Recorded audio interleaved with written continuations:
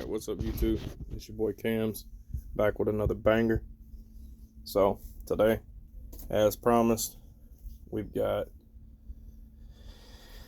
the KX450F, and we went ahead and tore it down a little bit.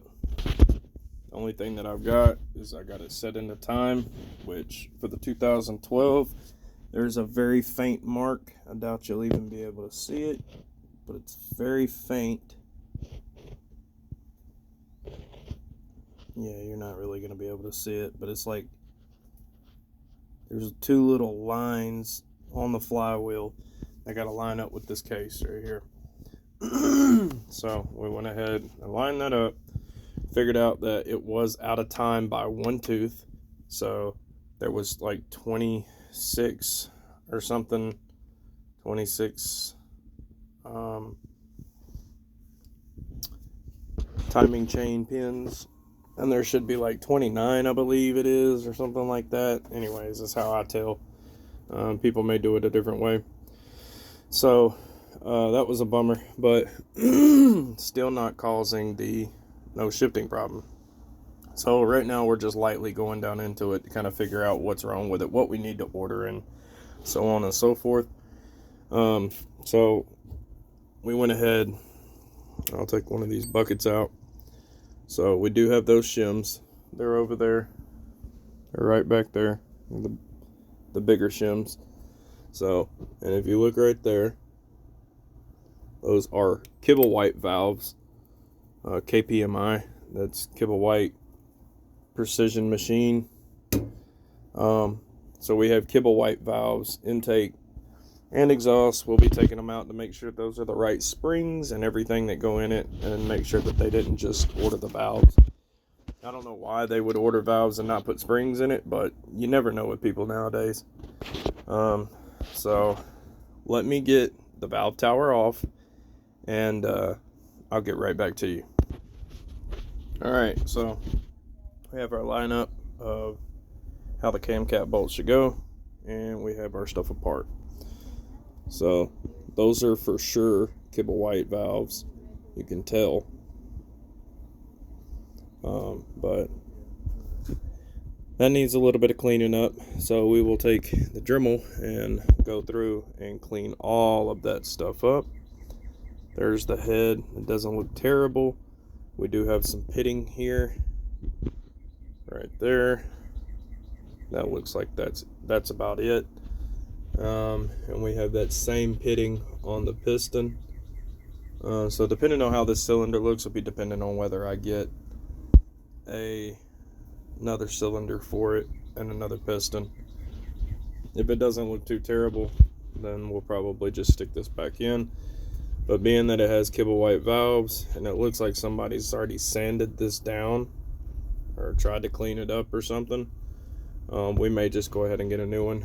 The Kibble-White valve's going to put a whole lot of power into it, so I would like to have a powerful 450. Alright, let me get the cylinder off and let's take a look at the crank. Alright, there's the cylinder, there's our piston. So from right here, it looks like somebody used something to tap down on this, and they kind of boogered that surface up. And I'm not trying to be a prick or anything, but if that's how you install things, you need a different hobby. You don't need to be doing this. That's a dead giveaway that you don't know what you're doing. That right there, that surface will never mate, even with gasket. It'll never mate correctly. So this will have to be replaced. So we're going to need a new cylinder for sure. Even though the cross hatching is good, you could probably save it for sure, but there's two little nicks right there, and that ain't no good either. And this is where oil and coolant and stuff is going to come up, and you don't want any leaks, because that's going to cause a leak inside, which is going to make the bike either run hot or run out, and we don't want that. So we'll just go ahead and replace it. Not sure who Cylinder Works is. I don't know if y'all can see that, but Cylinder Works, made in the USA. I'll have to look up and see who that is. I've never seen anything like that. So, and everybody knows that these pistons usually come in kits. So if you're gonna get the cylinder, you might as well get a piston with it. Not sure what kind of piston this is. There's no markings or anything on it. So we're just gonna go ahead and replace that. Get a new wrist pin and piston and all that good stuff. That way we don't have that right there. I don't like that. I don't think it's OEM. I think that's aftermarket. But knowing that there's Kibble White valves in it, somebody's been inside of here. And it's very dirty down inside of there. So, and we're going to have to figure out what's wrong with our transmission as well. So we're just gonna not worry about it, and we will wind up taking the whole thing apart and figuring out what's wrong with the transmission, why it won't shift and everything. We also got to get the broken bolt that is in right here fixed, and then we got to get a bolt for here, and we were missing one. When you take the cam caps off, the one that's over the spark plug, we were missing the bottom washer that goes in between the cam cap itself and where it mates to the valve tower. There's a washer that goes there, and then there's a washer on top where the valve cover goes on top of that. So there's two washers in there, and you got to have both of them. So that will cause, if you ever pay attention to your bike and it's on the valve tower, anyways, there's a small hole. It's on your valve tower. It's right down there. If that's ever leaking fluid, that means that your seals have failed. One of those two have failed, and that's a good way to tell. Now, what I was told is the oil pump gear, the guy who tried to install the oil pump gear on here for the dude, evidently when he was torquing it down, he cracked the gear. So that's what I was told. So I think it's like $13 for an oil pump gear. So we'll go ahead and order that up. We'll go ahead and get a top end for it and a new timing chain. This one feels okay, but you never know. You might as well go ahead and do it. If you're going to put money into a bike, you might as well go ahead and put the money into a bike. You know, you don't want to put all these parts on here, all be nice and new, and then this thing right here fail. And then next thing you know, you've ruined everything that you put on there and you got to pay for it again. No point in that. To me, the crank feels good. There's no up and down lateral movement there. There is side to side, but as you know, if you work on these things, side to side movement is fine. As long as it's not too much. You can get down here with filler gauges and measure in between right here, and that'll tell you whether that side to side clearance is in spec or not.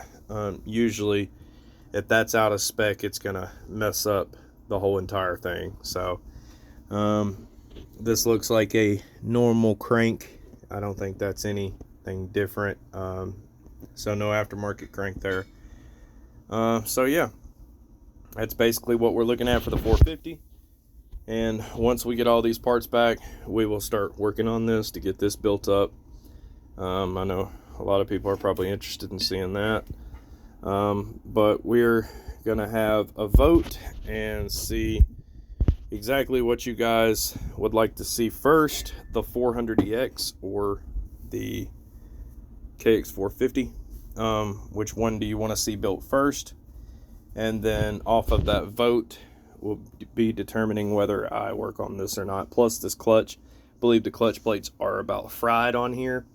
I haven't looked yet. I have to go inside this Tusk cover and look at them, take the clutch apart, all that good stuff.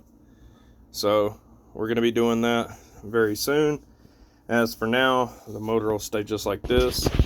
Like I said, whether we work on the 400EX, which needs the cases took apart and all this cleaned out, every part is here, all the parts are here. but I do think it's going to need a crank. There is like a hair of play laterally up and down.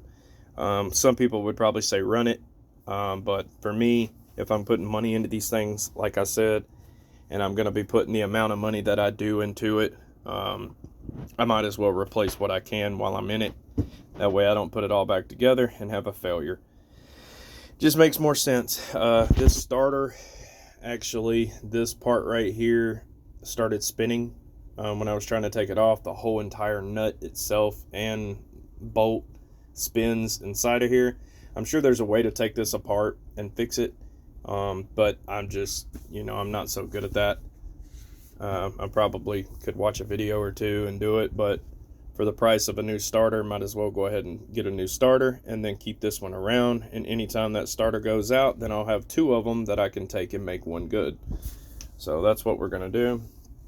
Other than that, what's next? The 400DX, KX450. You guys decide. Leave it in the comments down below. Everybody watching my videos, like, comment, subscribe, and I'll catch y'all on the next one. Peace.